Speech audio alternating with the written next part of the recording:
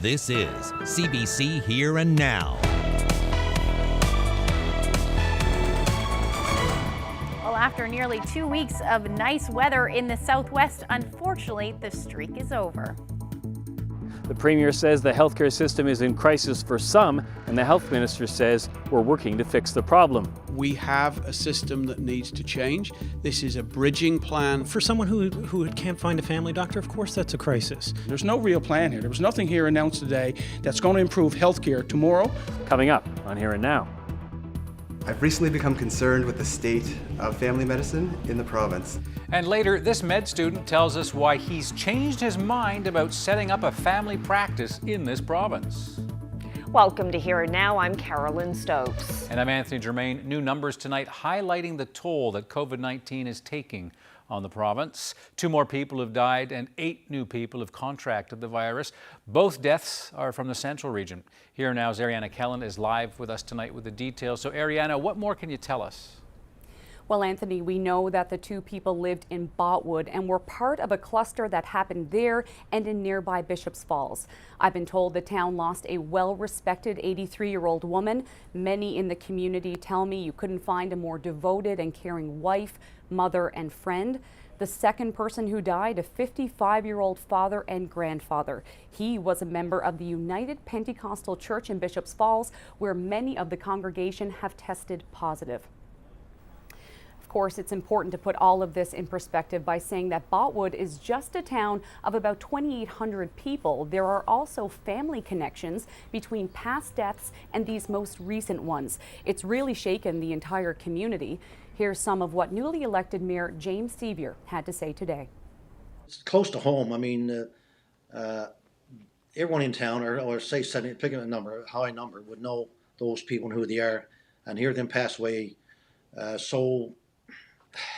so quickly and probably for not the right reasons, you know, to get this illness and die or pass away prematurely is not good, and the town feels it, and the town is still nervous about the COVID itself. All I can say is get vaccinated.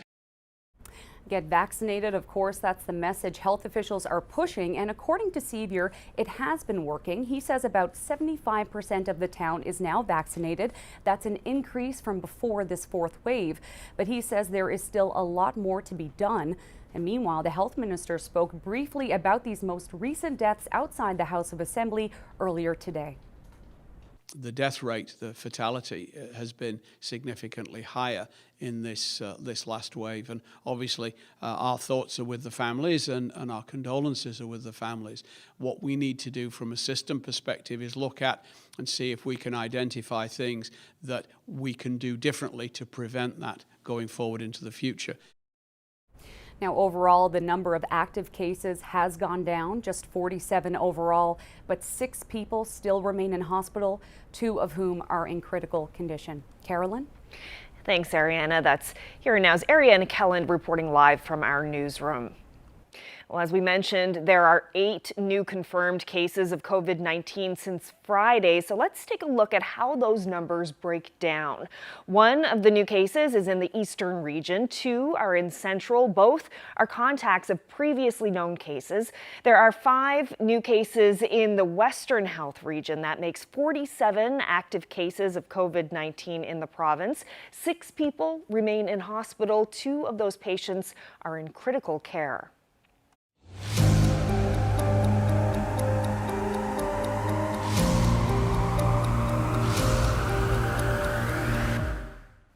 Well, as calls to improve healthcare in this province grow louder, the minister responsible announced spending on measures he says will begin to fix it.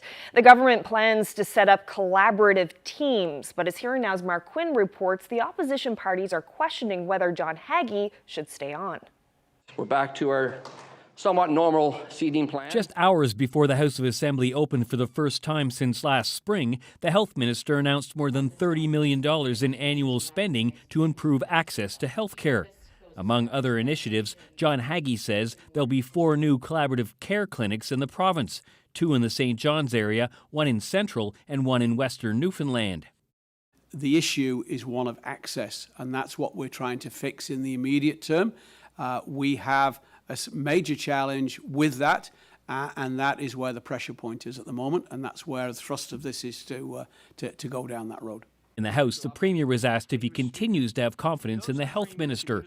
He was quick to answer yes, but was the first member of government to use the word crisis to describe what's happening to some people in this province. Mr. Speaker, as you've heard me say many times, the system is definitely broken. It's one of the reasons why I left the system to enter this system to try to fix it, Mr. Speaker. There is no question for a person who doesn't have a GP who is suffering, that is a crisis. There is no question for a person who can't find an ambulance, that is a crisis. For the Progressive Conservatives who called on Haggie to resign last week, it's not enough. My concern here is the minister who's still in charge of the health file and still directs where things are going and still leads negotiations and the collaborative approach around healthcare with the health professionals, does not accept that we have a crisis. The NDP is questioning the timing of the announcement. Why weren't these out there before? Is this a case of serious commitment to addressing some of the issues? Will they even address the issues, or is this an attempt basically to head off the criticism? Health Minister John Haggie says the 4 collaborative care clinics announced today should be up and running by the end of the year. He also said he plans to introduce legislation regarding nurse practitioners tomorrow. Mark Quinn, CBC News, St. John's. Now, as Mark reported, there are plans to open 4 collaborative team clinics in the St. John's area, but according to the province's medical association, that is not a fix. The president of the NLMA says the government is simply robbing Peter to pay Paul. To use a metaphor, it's shuffling the chairs on the Titanic's deck as the ship sinks. Looks good, really not going to make much of a difference. Those physicians are already in the system, so they're going to be taken from wherever they're working now. Perhaps they're working in their own clinic. Maybe they're doing some after-hours work with a long-term care facility or doing emerge shifts. That's how they staff these new collaborative clinics. It's not new physicians that they've created or poached from another province. These are physicians who are already in the system. Meanwhile, the nurses union says it's pleased government is acknowledging some of the major healthcare challenges facing the province. The union says it's excited that more seats will be created for science and nursing programs, but says when it comes to the day-to-day working conditions, those still haven't been addressed. So we're also calling on government, and we'll continue to call on government, for some short-term strategies. We're looking for something that's individual to nursing, a nursing think tank. Bring all the stakeholders together for one day and let's talk about some short-term strategies to help the workplaces throughout Newfoundland and Labrador. Well, staying with health news, Canadians are being urged to get their flu shot as soon as possible, and that's because influenza is set to make a comeback this year. The flu didn't make much of an impact last year because of all the lockdowns across the world, but one expert says get used to wearing a mask in public even after the pandemic. Can get vaccinated, and people should get vaccinated when the flu vaccine is made available. And wearing a mask in public, especially if you're going to be somewhere like a bus, a metro, subway, where you're going to be in very close contact with a bunch of other people, I think that's a very reasonable precaution. And we should not forget that in many parts of the world, wearing a mask on public transportation in public settings, that is completely normal. Now, Ottawa says every Canadian over the age of 6 months should get a flu shot, and anyone 65 years and over should consider an enhanced high-dose vaccine. That gives older people a stronger immune response and extra protection. And yes, you still need a flu shot even if you're fully vaccinated against COVID-19.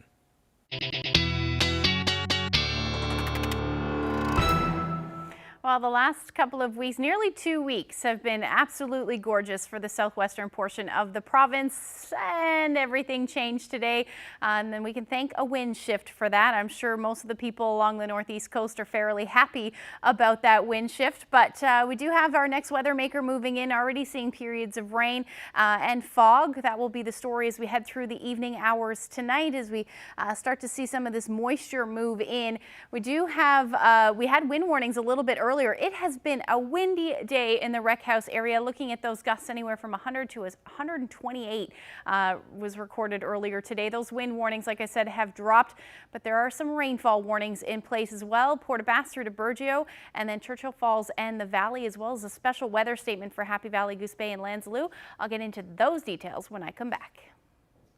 Thank you, Ashley. Well, as you saw a moment ago, the politicians are back at work at the House of Assembly. And while they were inside, a few dozen protesters were making noise on the front steps outside the House. Several groups have grievances, and they took issue with a large number of topics. And they took turns at the mic calling out the government, but many took aim at Memorial University's tuition hike. The rise will see the enrollment fees more than double.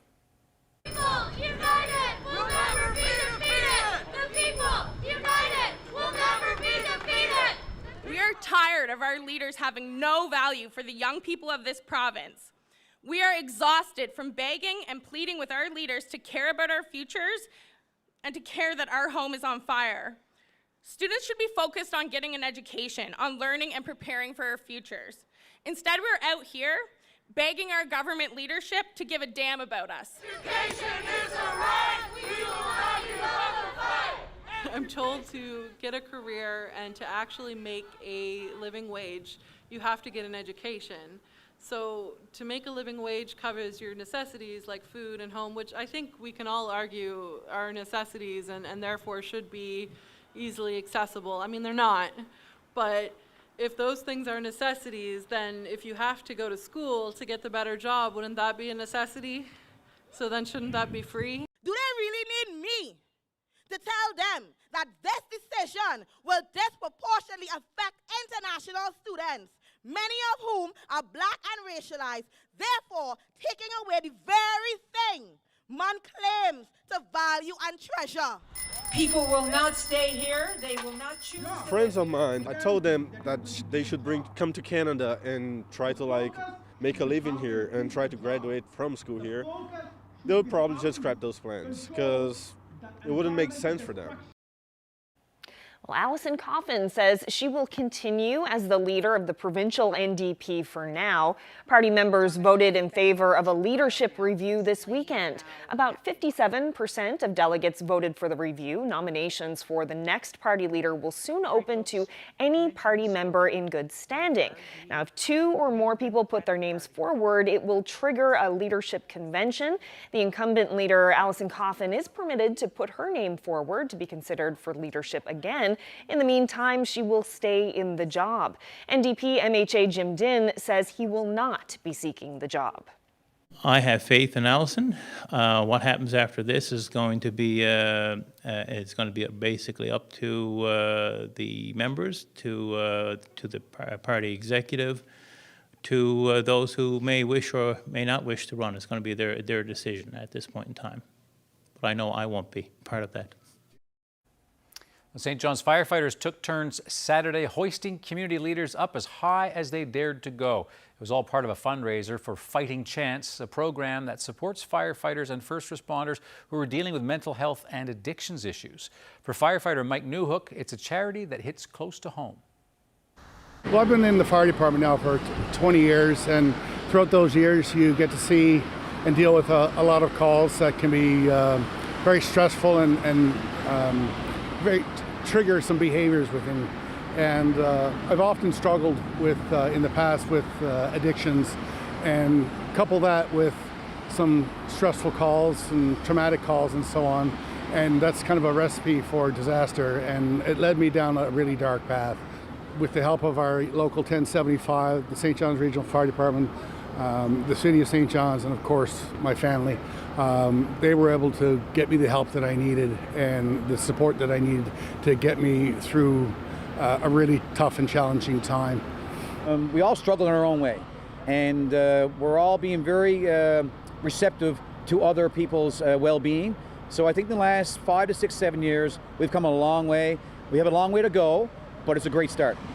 Initiatives like what we're doing here today hits really close to home. So anytime that I can give back and show my support and raise awareness and let people know that help is out there. And you have to ask, or sometimes you don't even need to ask, that the resources are there for help, and that nobody should get left behind if you're struggling with mental health or addictions issues. Well, some sports news now. Newfoundland hockey player Dawson Mercer marked his first NHL points on Friday night. Here's Dawson Mercer shooting, stopped by Lincoln, and they score! Janssen on a rebound! It will be the first point of Mercer's career and a big goal for Andreas Janssen. There's the Mercer family. Mercer is with the New Jersey Devils and started playing NHL games just this month. An assist on Friday night racked up that extra point and put New Jersey up 3-1 over Chicago. Mercer is from Carbonear, where he has a lot of fans, and as you saw there, his family was in the stands for Friday's game. Meanwhile, another NHLer from this province has been sent down to the minors. Alex Newhook played last week with the Colorado Avalanche. On Saturday, he was sent down to play with Colorado's AHL team.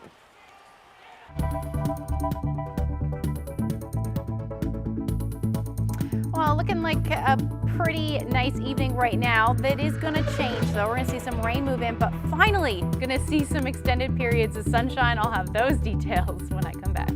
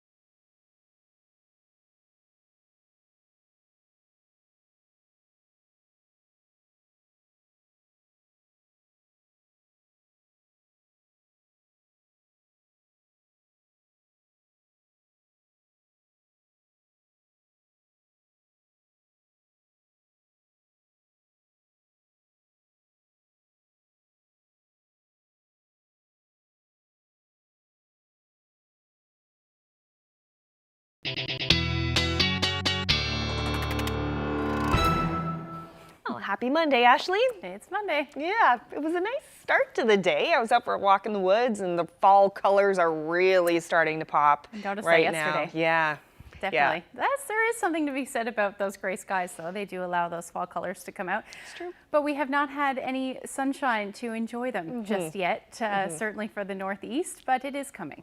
Good. I promise, yeah. Good. And what about the south? You mentioned earlier about the southwest coast. Is going to be a change in the weather there. That's right, yeah. So things are going to start to get a little bit unsettled for you, some rain, but that's falling through most of the day or most of the night tonight. Let's take a look at what's happening this afternoon, or what happened this afternoon. Temperatures out there not too lovely, about 8-9 degrees in the east, and then down along the southwest. You're seeing those temperatures in the double digits, but just barely 10 to 12 degrees this afternoon, and daytime highs up across Labrador generally in the single digits. And taking a look at the current temperatures right now, not a whole lot of change, and not expecting there to be a whole lot of change as we head through the evening hours tonight either, thanks to an area of low pressure. In fact, temperatures are actually going to warm up in some cases as this warm front approaches and brings some of that southerly air or southeasterly air rather in through the evening hours tonight. If I zoom out, you can see that cold front extends all the way down into the south, and that is pulling some moisture along with it. And we're seeing some pretty high moisture content, in fact. And with this, Environment Canada has issued a rainfall warning, generally down along the southwest portions of the province, Port aux Basques to Burgeo, and then Churchill Falls, and then for the valley as well, Happy Valley, Goose Bay, and along the strait. You're looking at a special weather statement. Still lots of rain, but falling in a longer period of time. So if we take a look at that rainfall amount, this will take us through to tomorrow morning. Now, this isn't including what already fell, but you're looking at somewhere between 20 to 30 millimeters along southern areas of the island, even towards the Burin Peninsula, and then same thing for the northern peninsula. Some pockets 30 to 50, maybe even some pockets of 80 millimeters is certainly possible. And then we've got the rain up across Labrador from Churchill Falls through to Happy Valley, Goose Bay. You're looking at about 10 to 20 millimeters tonight, some pockets of heavier amounts. Most of your rainfall will fall tomorrow, as you can see through Tuesday around 6 o'clock tomorrow night. You're looking at about 30 to 50 millimeters of rain. So certainly lots of rain. The wind also today, we saw some pretty windy conditions along the west coast. And right now we're seeing those gusts around 78 kilometers per hour for the Rec House area, 46 for St. Lawrence. And these winds are going to ramp up as we head through the evening hours tonight. They're going to actually head a little bit further north as the area of low pressure starts to get itself together with wind gusts probably around 60 to 70. Some areas may see upwards of 80 kilometers per hour. Same thing as we head through the day tomorrow for eastern areas. So some pockets of wind gusts about 60, maybe even 70 kilometers per hour in those exposed areas, and that'll head north as we get into the afternoon hours on Tuesday. Eventually, the winds will ease as we get into Wednesday. So taking a look at the future tracker for tonight, lots of rain, periods of rain, which will be heavy at times for most of the island. After midnight tonight is when we're going to start to see the heavier rain move in for the Avalon, and then up across Labrador as well. Just some drizzle and a few showers possible for coastal Labrador as we head through the night tonight. And then by the time we get into the morning hours already, South Coast already starting to see some drizzle and or clearing through the day, but lots of fog on tap for tonight, certainly across the province, even up through parts of Labrador as well. You're going to see those foggy conditions and generally continuing for the northern peninsula as we get into tomorrow. So temperatures tonight, like I said, not moving a whole lot. In fact, they're actually going to start to warm up. 10, 13 degrees down southern areas of the island, and the Avalon will see those temperatures climb as well, about 10 degrees overnight tonight with those winds out of the southeast, again gusting anywhere from 60 to as much as 80 kilometers per hour, mainly towards the coast. And then tomorrow, the skies are finally going to clear, it looks like, for the east to see the sunshine through most of the afternoon. Some lingering showers and rain for the northern peninsula. And then look what happens across Labrador, looking at that mix of some snow or wet snow through the afternoon and evening hours. And then eventually that'll change back over to rain. So tomorrow's forecast looking much nicer than it has for the last week or so. Temperatures in the teens, 13, 14 degrees, which is going to feel lovely. We're going to get out potentially and enjoy some of those fall colors. Those winds will ease as well. And then unfortunately, the opposite is true for Labrador, though. Lab City, 2 degrees tomorrow afternoon with that risk of some wet snow in the mix as well. So not a bad start to the week. I'll get into the details for longer range when I come back.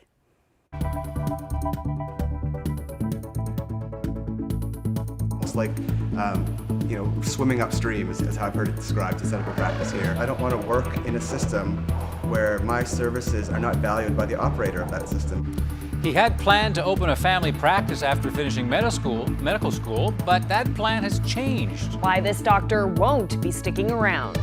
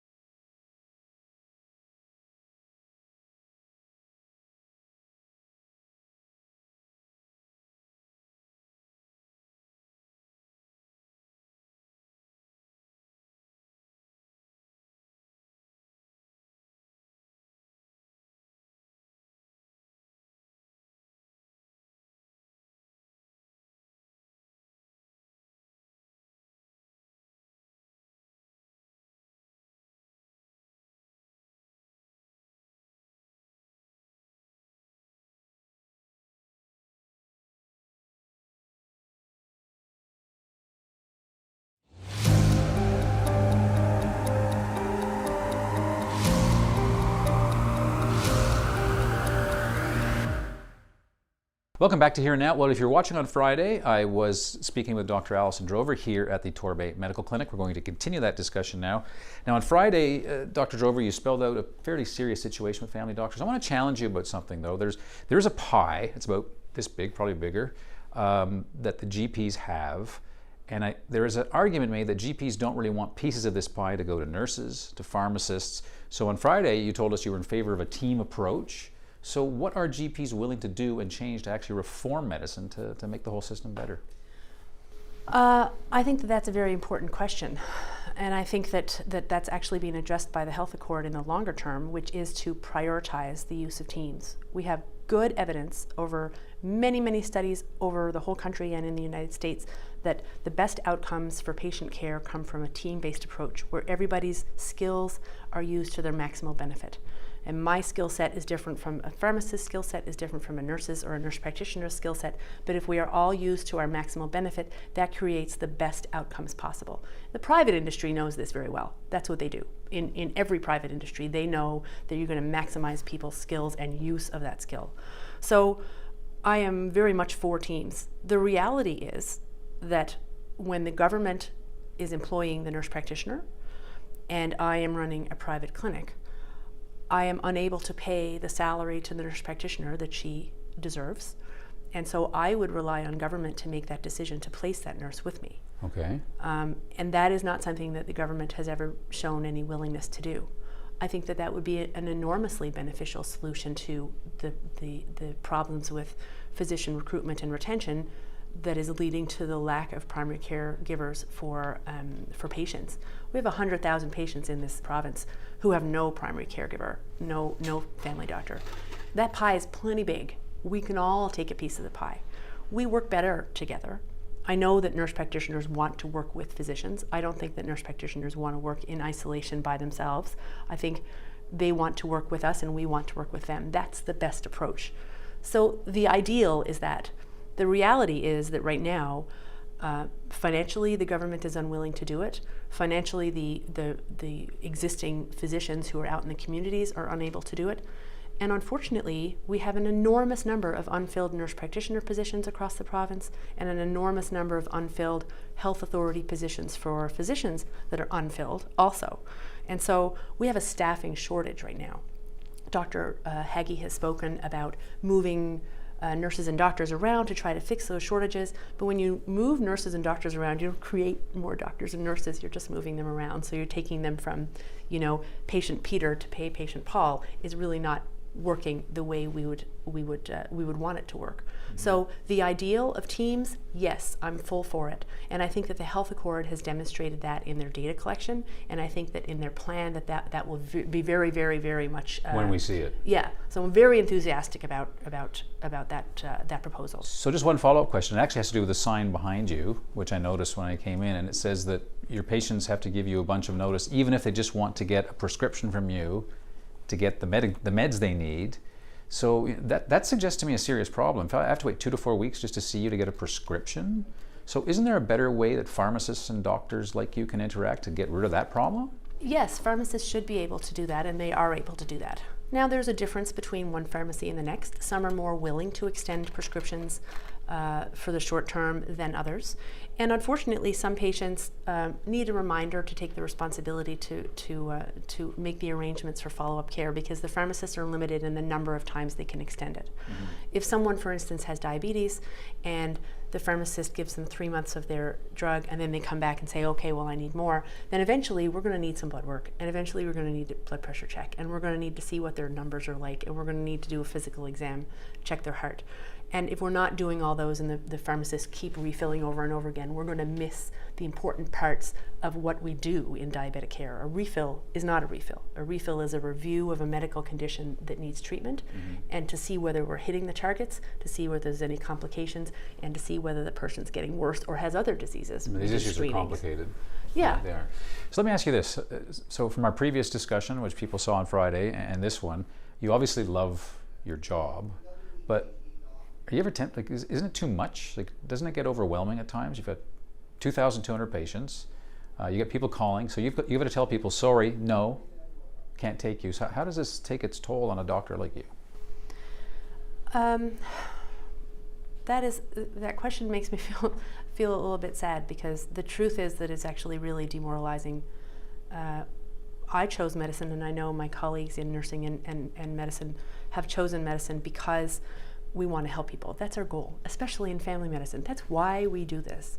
And to have people begging us, literally begging us for help, while we are unable to safely look after the patients that we already have. We are stuck in a situation which is kind of unethical, to have to say no to somebody in need, or say no to them or help them and then say no to someone who's your existing patient. So we're really stuck in a completely unwinnable situation. So and an the person ethical triage. Yeah, and the person that pays the price for that, that's the patients. That's not me. It's hard on me to think about the situation, but the patients without the care, or the patients having to wait for their appointment because I've taken on too many patients. They're the ones who suffer. They're the ones who suffer. I have a feeling that you and I are going to be talking again, Dr. Drover, because you care about what you do and you explain things so well. Thank you so much for your time. I really appreciate it. It's my pleasure. I'm so glad you're interested. Well, still with the doctor shortage, a second-year MUN medical student says he's already abandoning his plan to stay in the province after graduation. Matthew Lamont, originally from New Brunswick, expects to graduate in 2024. He was hoping to set up a family practice here, but says the state of the healthcare system is now driving him towards the military.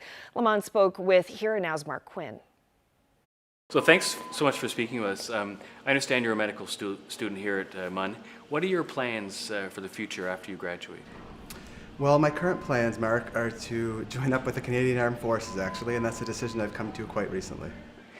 And was that always your plan when you joined here? No, interestingly, I'm originally from New Brunswick. I moved here a number of years ago for graduate studies and then now medical school. Initially, I had always planned to return home to practice medicine. Over the years I was here, I got married, I started a family, bought a house, all those sorts of things, kind of put down roots. And so I was interested in staying in Newfoundland at this point, and my kids are going to be entering the school system, and just for that continuity. And I've recently become concerned with the state of family medicine in the province, and that's caused me to re-examine my options and to look into the military. So you changed your plan recently. You were going to stay here in Newfoundland. What is it that made you change your mind? It has to do with the ongoing, again, issues that have been coming up surrounding family medicine. There's been a lot of attention in the media lately about it, and it's just some of the things, like some of the systemic barriers that are present now for starting a practice here. These are things such as billing. Right now, family physicians bill per patient, and that can be very challenging because some patients obviously are much more complicated than others and require much more complex care and time input.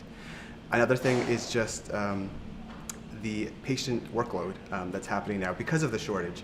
I've heard stories from family physicians about a lack of a work-life balance, the fact that they're doing paperwork late into the evening and during unpaid hours and basically spending the majority of their time on a job. And while it's a noble goal and a noble purpose, I think there still needs to be a balance in life.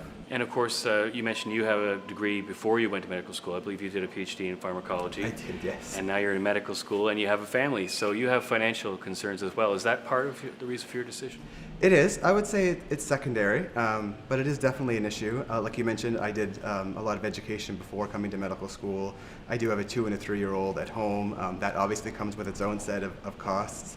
And providing for them, providing for my family. My wife stays at home to take care of them. It's cheaper than childcare in the end. And so I have a lot of debt built up basically from all of these factors. And I need to be confident that that debt is going to be adequately dealt with once I'm done school in order to live a good life with my family. And does the military, is there a financial incentive to joining the military? There is. They'll end up taking care of my tuition. They will pay me a salary while I'm in medical school during residency, and then of course I'll have a guaranteed job once I get out. And you'll be practicing as a family doctor with the military, is that correct? Yes, that's the only route that they allow actually for applicants. You mentioned that you had this plan to stay here, and now you've changed it. Before you did that, did you reach out to the health department here to see if they can sort of somehow convince you to stay?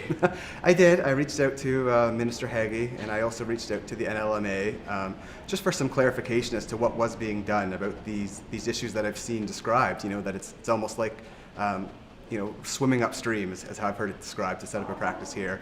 And I got no response. I was met with silence. Is there anything that the government or the NLMA could have done to convince you to stay? I do, yeah, I do think there is. I think just knowing that there was something happening, knowing that there was someone who was paying attention to these issues. Surprisingly, I'm not the first person that I know of who's expressed concerns to the government about this and has received no response about it. Just to feel like you're valued, to feel like your future services or your current services, depending on your situation, will be valued by the province. Now, we spoke with Dr. Haggie, and he said that the shortage of family doctors is a problem but not a crisis. In your view, is it a crisis? I think that's a hard determination to make. I don't feel like I'm informed enough to make that statement. It is certainly a problem. I mean, 98,000, I think, was one of the latest estimates of the residents here in Newfoundland and Labrador who don't have access to a family physician. And, that's a lot. And that, it's a good portion of the population and could potentially be described as a crisis. What do you think life will be like for the family doctors who stay here? The numbers are diminishing, people are leaving. I think if nothing is done by the government, it could potentially get worse. I mean, I've heard of people are having trouble meeting the needs of their patients, especially patients with complex needs. It's difficult to do a follow-up because things are so booked. You prescribe someone a new medication, you want to see them in 2 weeks to see how that's going, and there's a 5 to 6 month wait time in some clinics to get an appointment. So family physicians are actually making appointments. They're kind of squeezing people in, which is even further putting an excessive workload on these physicians. And that to me seemed like a potential for my future, and that's not something that I envisioned for myself.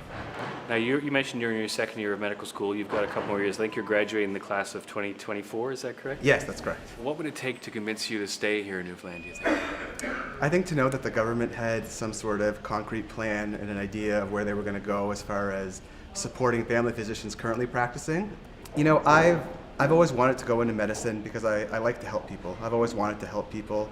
I felt that I'm lucky enough to have significant natural talent, and I want to apply that in a way that is useful to society.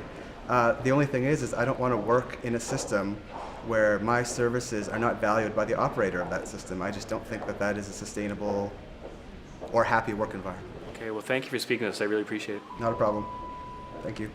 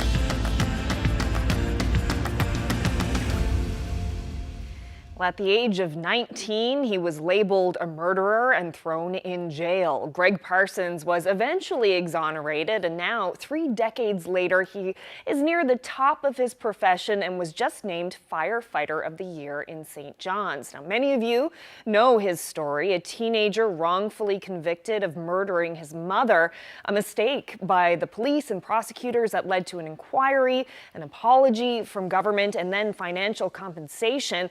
But it didn't come before Parsons spent time in jail and 7 years trying to clear his name. Tonight, he opens up about the mental toll that experience has taken and why he now wants to help others. But first, let's find out why Greg Parsons was named Firefighter of the Year. Glenn Barnes is with the Rotary Club of St. John's. So all the way around, he really is an exemplary firefighter, and he has this great strength of character. He's very professional. His peers and the public really like him. His technical capabilities, his dedication to his work, his visionary approach to his work, and his kindness and his sensitivity. All those elements came together to make it a really no-brainer for Greg Parsons to win the award this year. He clearly persevered through challenges that would have broken a lot of people, no doubt. And I'm sure all he went through was part of the building of the character of the man we see today. Some pretty high praise there. It's a side of you, I think, that some folks haven't really had a chance to see over the years. What did you make of what Glenn Barnes had to say about you? It's very humbling, and I'm very pleased that I was nominated, and just to know that I have that type of respect within the department and the community, it's pretty overwhelming. Glenn Barnes mentioned that he believes that everything you went through, all of the trauma that you went through, helped to build who you are today. To what extent has that trauma shaped who you've become? Well, I deal with trauma every day. I deal with PTSD, but it's a part of my life, and I know that I have to deal with it, but I have strong support systems, and obviously my wife and my family are my strongest support system, but I consider the St. John's Regional Fire Department members second family to me, and I've been so accepted here over the years, and from day one I knew I was accepted because I actually stood right here against the wall with 24 other recruits, and one of the training officers, John Courtney, who was a mentor to me, he said, Firefighter Parsons, turn left, Firefighter Parsons, turn right. So I got the joke, and we all got a good chuckle out of it, and I said to myself, I'm going to fit in here. Take me back to that time. You were 19 years old, you were facing potentially 25 years in jail, life in jail. What were those dark days like for you? It was a horrific experience, obviously. I had never been in trouble in my life, and to be charged with such a horrendous crime, and I was a good guy in the neighborhood, took care of people, and to be in jail and to lie in that bottom bunk in the cell and look up at the bunk above you and say, this is your view for the rest of your life. It's an overwhelming feeling. Sitting in that bunk, what kind of emotions were going through you at that time? It was overwhelming, but I still never gave up hope. I think my darkest moment was after the preliminary hearing, because I thought it'd never go to trial, because I knew in my heart and soul I didn't have anything to do with it. But deep down in my core, I knew it someday the truth would come out. It was the justice system that failed you. It was the police that failed you. Tunnel vision was an issue, a big issue with your case. You're now working as a firefighter, have been for over 20 years. You have to work with the police now. What is that relationship like for you? I have no animosity towards the RNC. I had ones I disliked years ago, obviously, they're all gone. But I met them on different scenes over the years, and I acted professionally. They're the ones that have to live with their incompetence. They weren't going to affect my confidence. But the new police generation now, they're very respectful.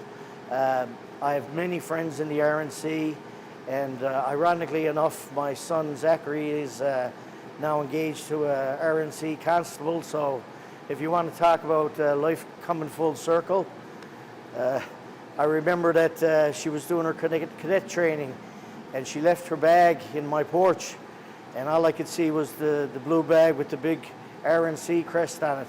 And my son and I were putting on our boots, and I'm staring at that crest, and he looked over at me and he said, "Father, I bet you never thought you'd see that in your porch." So life, I feel like I've lived a bunch of lives. Yeah.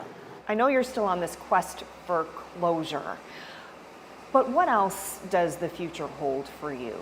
I'm going to be very devoted to the training division and giving back to the members who've given me so much. After that, I'm continuing to fight for Mom.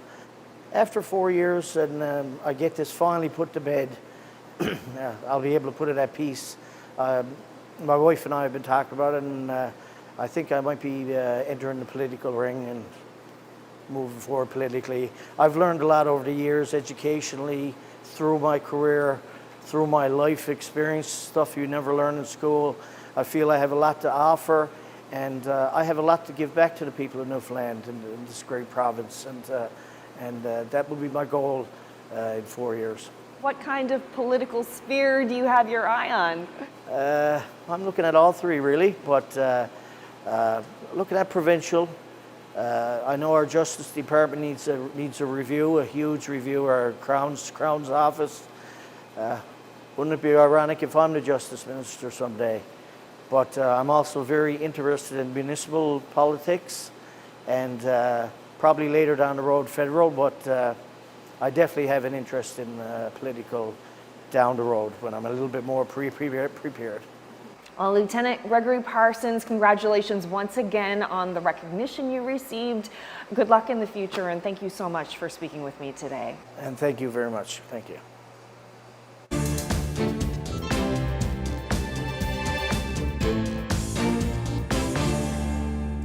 Well, in national news, Justin Trudeau visited the Tecumloops Secwepemc First Nation in BC last month.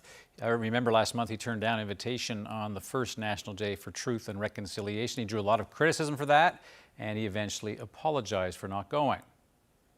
This morning we had an important and necessary conversation about how we, not just as Canadians, but as an entire country, move forward given the reality of residential schools.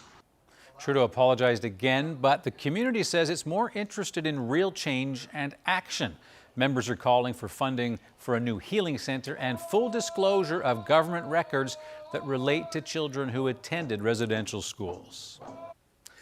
To the United States, now retired American general and the first black U.S. Secretary of State Colin Powell has died at the age of 84. His family says he died of complications from COVID-19, although he had been fully vaccinated. Powell served in the U.S. military for 35 years. George W. Bush named him Secretary of State in 2001. Powell famously helped sell the Iraq invasion 2 years later, and that was relying on faulty intelligence about weapons of mass destruction. He would later go on to say that he regretted his role in that war, calling it a blot on his career.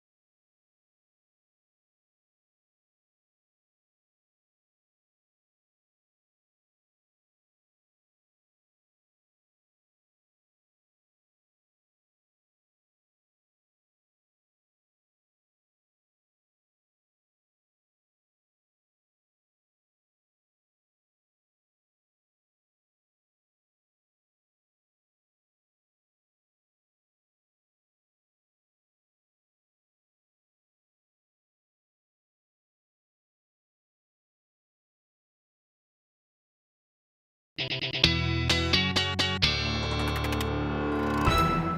have a look at the long-range forecast. So how long are we going to be hanging onto the sun? You haven't had to say that in a long time. Yeah, it didn't come out very easily. No. Well, it's not going to stay very long, unfortunately. We're going to see the sun tomorrow, but then we're going to see that rain return. Let's take a look at the future tracker for Wednesday. Some more showers on the way as we start to see those northerlies return, or at least those that northerly flow return through the day. For most of us, going to see that shower activity continue through the day, even on Thursday, it looks like at this point. But by the time we start to get into Thursday night and Friday morning, ridge of high pressure to the south is going to start to nudge a little bit further north, and that will likely clear things out, at least for the first half of Friday anyway, for most of the island. Now, taking a look at the temperatures on Wednesday, back down to the single digits with those gray skies continuing. 9-10 degrees. And then again, the southwest, because of that flow, that onshore flow, you're going to see those temperatures back up into the teens, either partly cloudy or mostly cloudy through the afternoon on Wednesday. Single digits, the story again across Labrador. Happy Valley, Goose Bay looking at 8 degrees, and that should be showers there for you. And then Lab City looking at about 3 degrees with some snow in the forecast as well, or at least some wet snow potentially. As we get into Thursday, that will generally continue for you for Lab West. Some cloudy skies through Happy Valley, Goose Bay at 6 degrees. Same thing along the coast with some showers. And then for the island, again, another beautiful day for the southern areas of the island, thanks to that onshore flow again. Single digits showers possible for the northeast. Now after that though, as we get into Friday, as that ridge of high pressure moves in, looks like the sun will return at least at times through the day on Friday, back up to those double digits. And then into Saturday, another warm up as well. Unfortunately, it will come with some rain though, high near 15 degrees it looks like at this point. Overnight lows not moving too much either. Similar forecast for central Newfoundland with some periods of rain moving in late day Friday, continuing on Saturday. Pretty much the same forecast for western Newfoundland as well, although temperatures look like they'll dip a little bit sooner. Saturday you're looking at showers and an overnight low around the single digits, about 5 degrees. Now for eastern Labrador, don't know why that's not showing up, but it will be showers for you on Wednesday, and then continuing through most of the weekend for eastern Labrador and then western Labrador. Just the chance on Thursday, but then a good shot of either rain or snow both Friday and Saturday for you in Lab West. Had to share this photo. Great shot of the line of altocumulus moving into Kappa Hayden. This was yesterday morning. Beth captured that shot beautifully. Thank you for that. If you have any weather photos, send them to nlphotos@cbc.ca. Altocumulus. Yep. Pretty shot. It's gorgeous. Pretty shot. Very nice. Earlier in the program, we were talking about the NHL, and somebody among the three of us said that Dawson Mercer was from Carbonear. He's actually from Bay Roberts. Got a couple of emails about that. A whole bunch of people on Twitter have been talking about that. We were just testing to see who's actually watching and paying attention tonight. Bit of trivia there. Yeah, a lot of people noticed that, but he grew up in Carbonear. I think he has the connection to Carbonear, but yes. We're digging a deeper hole here. I'm just going to do that. We'll see you tomorrow. Good night. Good night.